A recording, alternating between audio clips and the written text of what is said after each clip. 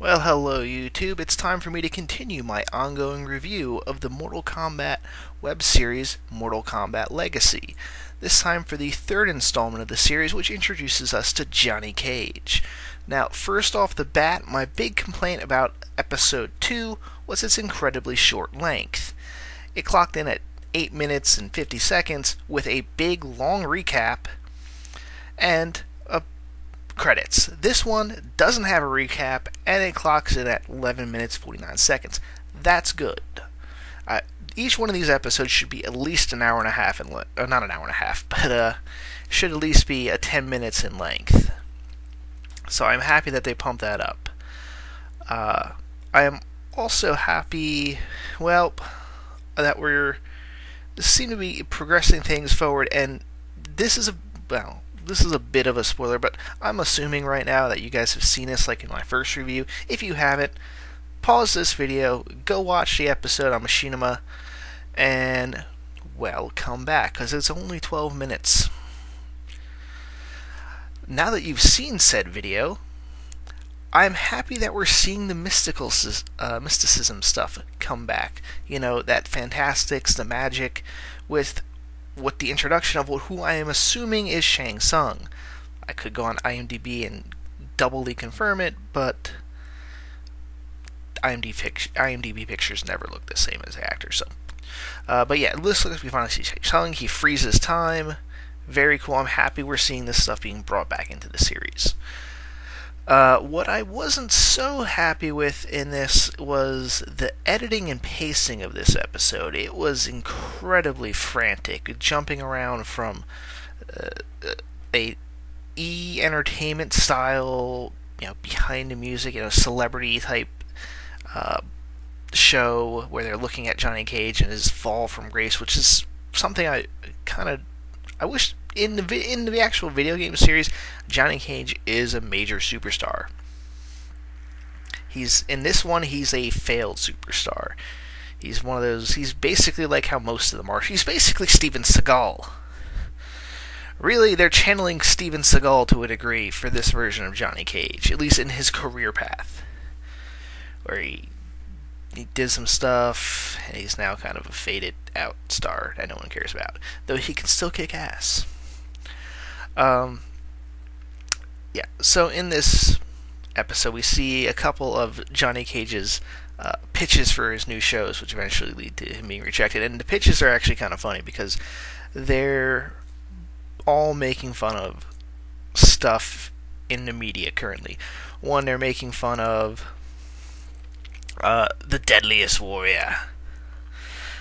If you haven't caught the reference, Johnny Cage versus thugs, like he's just gonna go around and beat up different types of people, and he gets points as he's doing it.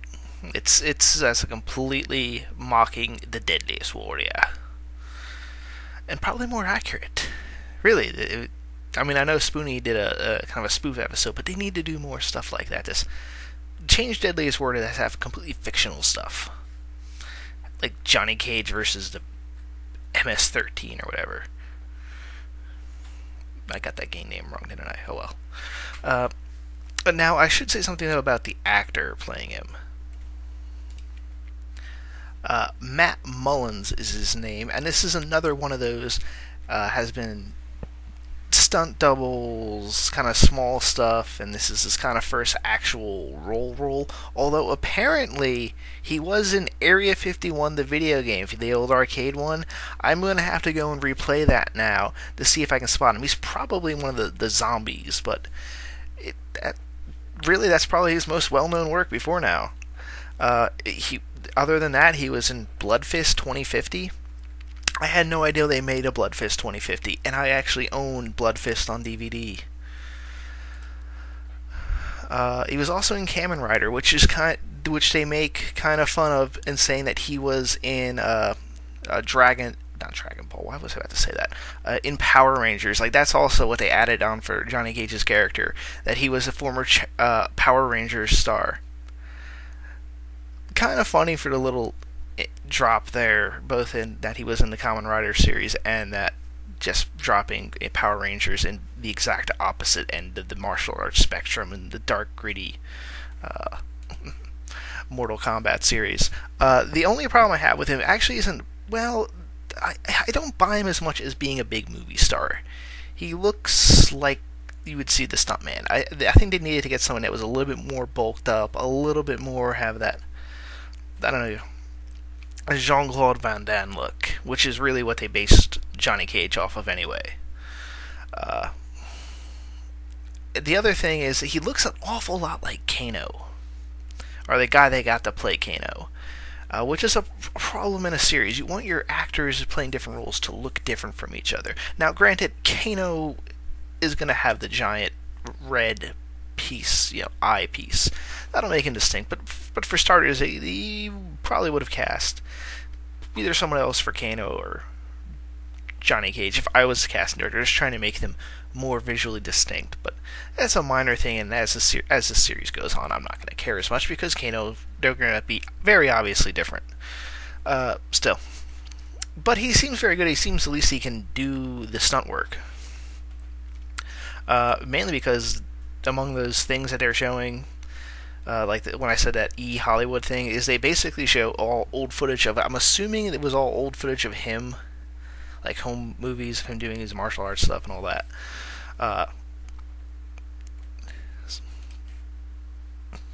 So, the guy seems like he's an actual legitimate martial artist, not just an actor that they got to be, they taught a few moves and then filmed them. Now, should I talk about